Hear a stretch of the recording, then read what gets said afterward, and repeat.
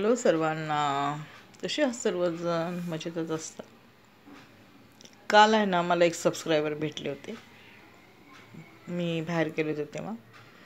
तर ते मला म्हणाले की तुमचा फक्त मला एकच व्हिडिओ जास्त मनाला लागून गेला बघा.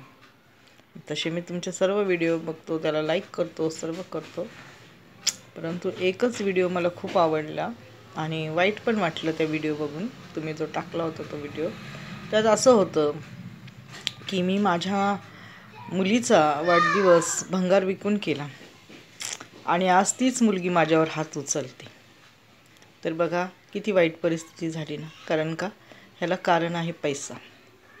तिचं शिक्षण केलं, तिला लहानचं मोठं केलं आणि आज तीच मुलगी मला हात उचलण्या परत तिची हिंमत गेली. कारण का, तिला दिलेलं मी शिक्षण त्याचा तिने दुरुपयोग करत आहे.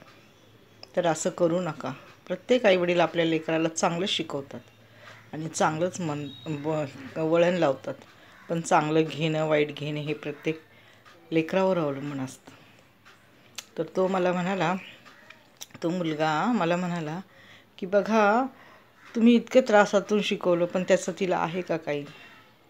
तर मी म्हणाले नसू द्या ना, माझं मी काम केलं आणि मी माझ्या बंधनातून मुक्त झाले.